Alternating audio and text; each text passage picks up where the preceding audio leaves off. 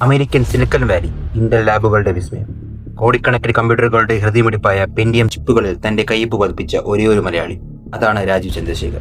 ഇന്ത്യയിൽ മൊബൈൽ വിപ്ലവം തുടങ്ങുന്നതിന് മുമ്പേ BPL മൊബൈലിലൂടെ ടെലികോം വിപ്ലവം തുടങ്ങിയ അമരക്കാരൻ. പക്ഷെ അദ്ദേഹം വെറും ഒരു ബിസിനസ്സുകാരൻ മാത്രമായിരുന്നു. ബാംഗ്ലൂർ എന്ന നഗരത്തെ ലോകത്തിന്റെ IT തലസ്ഥാനമാക്കി മാറ്റിയ മാസ്റ്റർ ബ്രെയിൻ. നമ്മ ബാംഗ്ലൂർ പ്രോജക്റ്റിലെ നഗരവികസനത്തിന് പുതിയ മുഖം നൽകിയ നായകൻ. അഴിമതിക്കെതിരെയും ആക്രമണങ്ങൾക്കെതിരെയും ശബ്ദമുയർത്തിയ പോരാളി. തന്റെ വേരുകൾ മറക്കാത്ത ദേശസ്നേഹി.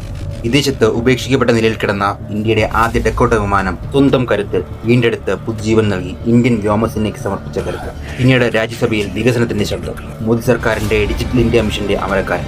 IT ഇലക്ട്രോണിക്സ് മേഖലയിലെ വിപ്ലവം. യുവാക്കൾക്ക് തൊഴിലല്ല സ്കിൽ നൽകി അവരെ സ്വപ്നം കാണാൻ പഠിപ്പിച്ച മന്ത്രി.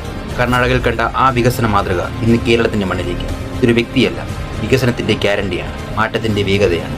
രാജീവ് ചന്ദ്രശേഖർ, കേരളത്തിന്റെ ഭാവി, മാറ്റത്തിന്റെ ശബ്ദം.